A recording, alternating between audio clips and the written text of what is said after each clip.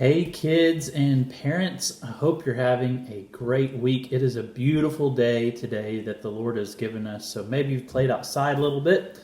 Maybe you're back in your house. And I just want to take a minute and tell you a little bit about our Bible story today. And since we're not able to meet on Sunday mornings and not able to have our big group time, I thought I would share with you just a little bit from the Bible about what it says this week for our Bible story. Let me ask you a question. Do you ever wonder what happened during Jesus' childhood? You know, Jesus was a child just like you. And he was born to Mary and Joseph, and he was made from the Holy Spirit himself, but he had a childhood all the way up until he came of age.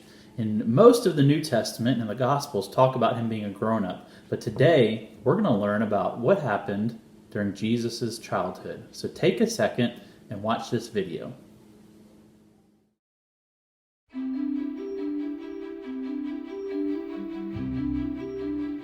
After Jesus was born, wise men followed a star to Bethlehem to find the new king of the Jews. The wise men worshiped Jesus as king. When they left, an angel told Joseph in a dream to leave Bethlehem because King Herod wanted to kill Jesus. So Mary, Joseph, and Jesus went to Egypt until Herod died. Then they went back to Israel and lived in Nazareth. Jesus grew up in Nazareth. Every year, Jesus' parents traveled to Jerusalem for the Passover feast. Passover was the biggest holiday for the Jewish people. Many people traveled to Jerusalem to celebrate and remember when God saved his people from slavery in Egypt. When Jesus was 12 years old, Jesus and his family went to Jerusalem together. When it was time to go home, Mary and Joseph began traveling to Nazareth with a large group of people. They didn't notice that Jesus was not with them. They thought he was among the group of travelers. But Jesus was not with the group. He had stayed behind in Jerusalem. Mary and Joseph had been walking for a whole day when they started to look for Jesus. They looked among their relatives and friends, but they could not find him. So Mary and Joseph went back to Jerusalem. They searched everywhere for Jesus. The city was so big and Jesus was just a boy. Finally, they found him at the temple. Jesus was listening to the teachers and asking them questions. Everyone who heard Jesus could hardly believe how much Jesus understood. When Jesus' parents saw him, they were surprised. Mary said, "Son, why have you done this? Your father and I were worried. We've been looking everywhere for you." "Why were you looking for me?" Jesus asked. "Didn't you know that I had to be in my Father's house?" But Mary and Joseph did not understand what Jesus was talking about. Then Jesus went back to Nazareth with Mary and Joseph. Jesus was always obedient to them, and Mary remembered all of these things. As Jesus grew up, he became even wiser. God was pleased with him, and so was everyone who knew him. God sent Jesus to earth with a purpose, even as a child. Jesus wanted to honor God. God blessed Jesus as he got ready to follow his Father's plan, to die on the cross and rescue people from sin.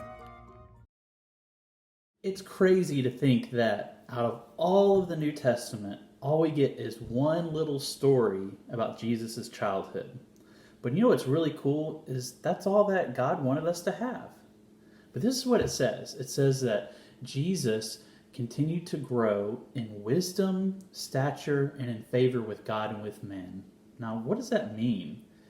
It means that Jesus grew intellectually. He grew in his mind. Now, when Jesus was just a boy, he was in the temple at Passover, and he was talking to these spiritual leaders about the Old Testament. And they were blown away with how much Jesus knew and what he could understand. What they didn't know was that Jesus' mind was not tainted by sin. Jesus had never done anything wrong. And so where we might use 10 to 20%, just a small portion of our brain, Jesus used 100%. And so even as a boy, he was able to talk really smart things about God with these spiritual leaders. And you know what's interesting is this is exactly what the New Testament and Old Testament both say about what it means to follow Jesus.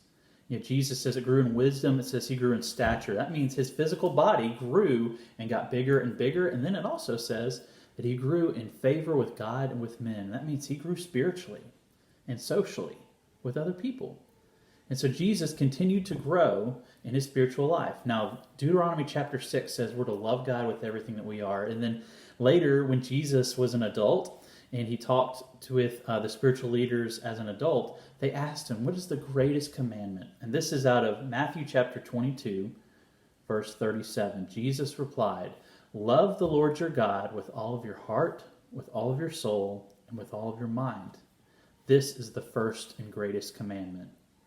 Now, Jesus did this perfectly as a boy and also as an adult. And this is something for us to learn today, is that we're called to love God with everything that we are, with all of our minds, with all of our hearts, with all of our strength, with everything that we are. And so I want to challenge you this week. If you're at home, maybe you're starting to do schoolwork, and maybe your brother or sister are driving you crazy, and your mom and dad's asking you to do a lot of things around the house, have a happy heart. And remember that when you're serving other people, you're serving the Lord, because the second greatest commandment is to love our neighbor as ourselves. God bless you, kids. Love you. We hope to see you soon back at church. God bless.